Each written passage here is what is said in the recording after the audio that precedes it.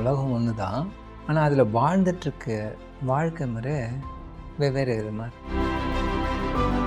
அதாவது பொருள், என்னுடைய குடும்பம், என்னுடையது, இது மாதிரி ஏதாவது ஒன்று பிடிச்சு பிடிச்சு பிடிச்சு வச்சு அதுபடியே அப்படியே ஓடிட்டுருக்கு. இரண்டுலேயும் பிடிச்சிட்டு இருக்க வேண்டாம்.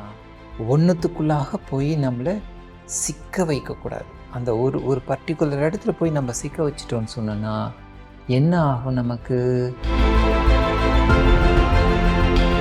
பேலன்ஸ்டு லைஃப் அங்கேயும் இல்லை இங்கேயும் இல்லை, ஆனால் ரெண்டுத்துலேயும் இருக்கிறோம். அதை நோக்கியே போகிற ஒரு காரணத்தால் இன்னொரு பக்கத்தை யோசிக்காமல் போயிட்டதுனால நமக்குள்ளாக என்ன ஆகும்னா நிறைய போட்டிகள். நம்ம பார்த்துட்ருக்க இந்த உலகத்தில் ரெண்டு விதமானது இருக்குது. உலகம் ஒன்று தான், ஆனால் அதில் வாழ்ந்துட்டுருக்க வாழ்க்கை முறை வெவ்வேறு விதமாக இருக்கு. என்னன்ட்டு பொதுவாக பிரித்து பார்ப்பாங்கன்னு சொன்னோன்னா, ஒன்று லௌகீக வாழ்க்கை அப்படின்னு சொல்லுவாங்க, இன்னொன்று ஆன்மீக வாழ்க்கை அப்படிங்கிறத பிரித்து சொல்லுவாங்க. லௌகீகன்னா என்ன? இது அடிக்கடி எங்கேயாவது சொல்கிறத கேட்டிருப்போம் இல்லையா? லௌகீகங்கிறது மெட்டீரியல் கான்ஷியஸ்னஸ், மெட்டீரியல் வேர்ல்டு. அதாவது பொருள், என்னுடைய குடும்பம், என்னுடையது, இது மாதிரி ஏதாவது ஒன்று பிடிச்சு பிடிச்சு பிடிச்சு வச்சு அதுபடியே அப்படியே ஓடிட்டுருக்கு. இது லௌகிக வாழ்க்கை, சாதாரணமான வாழ்க்கை, இயல்பு வாழ்க்கை, எல்லாரும் வாழக்கூடிய ஒன்று அப்படிங்கிறத நம்மளுடைய முன்னோர்கள் அவங்களே தான் கொடுத்து வச்சுருக்காங்க. நாம் இந்த ரெண்டு வாழ்க்கையையும் வித்தியாசப்படுத்தி பார்க்கணும். இது எல்லாருக்கும் பொதுவான ஒன்று அப்படிங்கிறத சொல்கிறாங்க. இன்னொன்று இருக்குது பாருங்கள், அது என்னென்னா உயர்ந்த வாழ்க்கை அப்படிங்கிறத கொஞ்சம் சொல்கிறாங்க. ஆன்மீகம் அப்படிங்கிறது இந்த ஆன்மாக்காக, அதாவது பொருளையும் தாண்டி அந்த பொருளுக்கு மேலாக சில விஷயங்கள்லாம் இருக்குது. மெட்டீரியல்ஸை தாண்டி, உறவுகளை தாண்டி சில விஷயங்கள் இருக்குது. அந்த மாதிரி விஷயங்கள்லாம் அது ஆன்மீக வாழ்க்கை, ஸ்பிரிச்சுவல் லைஃப் அப்படிங்கிற மாதிரி ஒரு இதை சொல்லி வச்சுருக்காங்க. இப்போ இந்த ஆன்மீகமும் லௌகீகமும் இருக்கும் இல்லையா? இந்த இரண்டுக்கும் என்ன செய்கிறாங்கன்னு சொன்னோன்னா, ஏதாவது ஒன்று பிடிச்சிக்கிட்டு வாழணும் அப்படிங்கிறத நினைக்கிறாங்க. அதில் நிறைய சிக்கல்கள் வர ஆரம்பிச்சிடுது. அதனால தான் தன்னுடைய வாழ்க்கையிலே நிறைய இடத்துல தோல்விகள் ஆரம்பிச்சிடுறாங்க. இது உண்மையா? சரியாக இருக்குமா? இன்றைக்கி வாழ்க்கை தகுந்த மாதிரி பார்க்கணும். இன்னொன்று கூட ஞாபகம் வருது, யோகானந்த பரமஹம்சர் இதையே தான் சொல்லுவாங்க. அவர் ரொம்ப ப்ராக்டிக்கலாக பார்க்கக்கூடியவர். அவருடைய குருவே அவருக்கு அந்த மாதிரி தான் சொல்லியிருக்காங்க. யுக்தேஸ்வரர் கிரி இருக்கார் இல்லையா? அவரும் சொல்லியிருக்கும்போது இவர் இந்த மாதிரி ஒரு சன்னியாச லைஃப் எடுக்கணும் அப்படின்னு சொல்லும்போது அவரும் இந்த அறிவுரையை சொல்கிறார். லௌகீக வாழ்க்கை எப்படி இருக்கும், ஆன்மீக வாழ்க்கை எப்படி இருக்கும் அப்படிங்கிறத ரெண்டுத்தையும் அவர் பிரித்து காமிக்கிறார். இதை நீ இப்போ தான் டிசைட் பண்ணணும், அதை வச்சு அவர் டிசைட் செய்கிறார். அவரே அதை தான் சொல்கிறார். அதனால் இரண்டுலேயும் பிடிச்சிட்டு இருக்க வேண்டாம். ஒன்றுத்துக்குள்ளாக போய் நம்மளை சிக்க வைக்கக்கூடாது. அந்த ஒரு பர்டிகுலர் இடத்துல போய் நம்ம சிக்க வச்சிட்டோன்னு சொன்னோன்னா என்ன ஆகும்? நமக்கு அதனால் அதை நோக்கியே போகிற ஒரு காரணத்தால் இன்னொரு பக்கத்தை யோசிக்காமல் போயிட்டதுனால நமக்குள்ளாக என்ன ஆகும்னா நிறைய போட்டிகள், உள்ளுக்குள்ளாக, வெளியில் கிடையாது, உள்ளுக்குள்ளாக போட்டிகள் வந்துடுது. அப்போ என்ன செய்யலாங்கிறாரு? நீங்கள் எப்படி வாழணும்னு சொன்னால் இங்கே தான் வேதாத்ரி மகரிஷி வராங்க. வேதாத்ரி மகரிஷி என்ன சொல்கிறாரு அப்படின்னு பார்த்தோன்னா, எல்லாவற்றுக்கும் பொருந்துகிற மாதிரி வச்சுக்கோங்க. லௌகிக வாழ்க்கையில் இருக்கும் பொழுது அதில் என்ன ஒரு மாரல்ஸ் இருக்குதோ அதுக்கு தகுந்த போல் வாழுங்க. அதாவது ஆன்மீகத்தை இதுக்குள்ளாகவே கொண்டு வந்துடுறோம்.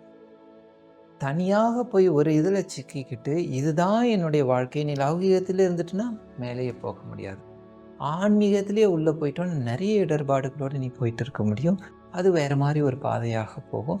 அங்கேயும் இருக்காதீங்க, ப்ராக்டிக்கலாகவும் வந்துடுங்க. ஏன்னா எல்லாத்துலையும் விட்டுடுவாங்களா? நான் போயிட போகிறேன்னு சொன்னேன்னா விட்டுடுவாங்களா? இல்லை, வேண்டவே வேண்டாங்கிறாங்க. அந்த மாதிரியும் போயிட்டு இன்றைக்கி இருக்க முடியாதுங்கிறதுக்காக இன்றைக்கி எப்படி நம்மளால் வாழ முடியுமோ அதுக்கு தகுந்த மாதிரி வாழணும். அப்போ என்ன சொல்கிறாரு, இதுக்குள்ளாகவே நீங்கள் இதை கொண்டு வந்து ஃபிட் பண்ணி வச்சுக்கணும், தனித்தனியாக பார்க்க வேண்டாம். இதே தான் யோகானந்த பரமஹம்சர்னு சொல்கிறாரு. இரண்டுக்கும் பொதுவான ஒரு சமநிலையான வாழ்க்கையை நீங்கள் எடுத்துக்கோங்கிறார். Balanced life. அங்கேயும் இல்லை இங்கேயும் இல்லை, ஆனால் ரெண்டுத்துலேயும் இருக்கிறோம். அப்போ ரெண்டுமே இணைந்த பாதை, அதுதான் வாழ்க்கை. தனித்தனியாக போனோன்னா இல்லை, ரெண்டு படகு. அதை ஒரே இதுவாக நம்ம கொண்டு வந்துடுறோம், ஒரே டைரக்ஷனில் போகிற மாதிரி அதுக்குள்ளாக இதை கொண்டு வந்துடுறோம். ஆன்மீகத்துக்குள்ளாக இந்த ஒரு குடும்பம்ங்கிற ஒரு விஷயத்தை கொண்டு போயிடுறோம், ஆன்மீகத்தை குடும்பத்துக்குள்ளாக கொண்டு வந்துடுறோம். இப்படி இரண்டும் இணைந்து போகும்போது என்ன ஆகும்னா, இங்கே இருக்கக்கூடிய அனுபவங்களும் அங்கே கிடைச்ச ஒரு உயர்ந்த அனுபவங்களும் இதுவும் ரெண்டும் சேர்ந்து போகும்பொழுது நம்ம சரியான ஒரு பாதையை நம்ம ஏற்படுத்திடுவோம். அந்த மாதிரி வாழ்க்கை தான் நமக்கு நிறைய கஷ்டங்களெல்லாம் கொடுக்காம ஒரு நேரான பாதையாக சீரான பாதையாக போகும். அந்த மாதிரி வாழ்க்கையை தான் எடுத்துக்கணும். வேதாத்ரி மகர்ஷி கொடுத்துருக்கக்கூடிய கருத்துக்கள் எல்லாம் பார்த்தோம்னா, குடும்பத்தில் என்ன விதத்துலலாம் பிரச்சனைகள் வருது, அந்த பிரச்சனைகள் வரும்பொழுது எப்படி இந்த ஆன்மீக அறிவு ஞானம்ங்கிற ஒன்று விஷயம் இருக்கு இல்லையா, அந்த ஞானத்தை கொண்டு வந்து இங்கே வச்சு எப்படி அதை சாதாரணமாக மாற்றிக்கிறது, நார்மல் பண்ணிடுறோம். பிரச்சனைகள்ன்ற அந்த விஷயத்தை நார்மல் ஆக்கிடுறோம். எப்படி அதை நார்மல் ஆக்கிக்கிட்டு நம்ம கொண்டு போக முடியுங்கிறது தான் நம்மளுடைய பயிற்சி முறைகள். இப்போ என்ன செய்யணும், இன்றைக்கி இருக்கக்கூடிய உலகத்தை புரிஞ்சுக்கிட்டு, இன்றைக்கி நான் இருக்கக்கூடிய அந்த வேல்யூவை எடுத்துக்கிட்டு அதுக்கு ஏற்றது போல் இரண்டையும் இணைந்த ஒரு பாலமாக, அந்த பாலத்தில் அந்த பிரிட்ஜில் நாம் போய்கிட்டே இருந்தோம்னா என்னுடைய ட்ரெயின் எப்படி இருக்கும், சீராக போயிட்டுருக்கும், சரியாக போயிட்டுருக்கும், சமநிலையில் இருக்கும். அங்கே இங்கே போய் இடிச்சிட்டு நிற்காம அது பாட்டு வண்டி ஓடிட்டுருக்கும். அந்த வண்டி என்ன தெரியுமா செய்யும், மற்ற வண்டிகளையும் சேர்த்து தானாக எடுத்துக்கிட்டு போகும். நம்ம தனியாக போய் செய்கிறோன்னு வச்சுக்கோங்களேன், அது ஒரு மாதிரி இருக்கும். குடும்பத்துள்ளார இருந்து ஆன்மீக வாழ்க்கையை பழகிறோன்னு வச்சுக்கோங்களேன், நம்மளை பார்க்குறாங்களே பல பேர், நம்மளுடைய குடும்ப உறுப்பினர், அது மட்டும் இல்லை நம்மளுடைய ஃப்ரெண்ட்ஸ் எல்லாம் இருக்காங்களே, பக்கத்தில் இருக்க உறவுகளாக இருக்கு இல்லையா, அவங்க எல்லாருமே நம்மளை பார்க்குறாங்க. அப்போ அவங்கெல்லாம் நம்மளை பார்க்கும் பொழுது அவங்களும் நம்மளோட சேர்ந்து ட்ராவல் செய்துட்ருப்பாங்க. இப்போ பாருங்கள், மற்றவங்களையும் நம்ம ட்ராவல் செய்ய வைக்கிறதுக்கு முடியறது இல்லையா. இப்போ குடும்பத்திலேயே ஞானி ஆகலாம், விட்டுட்டு தான் போய் ஞானி ஆகணுங்கிறதுக்கும் இல்லை, இங்கே இருந்தும் ஞானி ஆக முடியுங்கிறதான் ப்ரூவ் செய்து காமிச்சிருக்காங்க. கண்டிப்பாக நம்மளாலையும் அதே ஒரு ஸ்டேஜுக்கு கொண்டு போக முடியும். அதனால் நாம் உயர்ந்த ஞானத்துக்கு போகக்கூடாது, முடியாதுங்கிறது இல்லை. அந்த உயர்ந்த ஞானம் போகிறதுக்கு இந்த இடத்த, இந்த பேஸை, நாம் இருக்கக்கூடிய இப்போ இந்த பேஸிலே நம்மளால் செய்ய முடியுங்கிறது தான் அவங்க கொடுக்குற நமக்கு ஒரு காங்க்ரீட்டான ஒரு ப்ராமிஸ், அந்த கான்ஃபிடென்ஸை கொடுக்குறாங்க. இங்கே இருந்தே நம்ம எதையும் சாதிக்க முடியுங்கிறது. அந்த வகையில் நம்ம என்ன செய்வோம், சாதிக்க பிறந்திருக்கோம், சாதிப்போம். அந்த கான்ஃபிடென்ட்டோடு நாம் இரண்டையும் இணைச்சி, மெட்டீரியல் வேர்ல்டு, ஸ்பிரிச்சுவல் வேர்ல்டு ரெண்டுத்தையும் இணைச்சி நாம் அழகான ஒரு ட்ரெயினுக்குள்ளார நாம் ட்ராவல் செய்யலாம். வாழ்க வளமுடன்.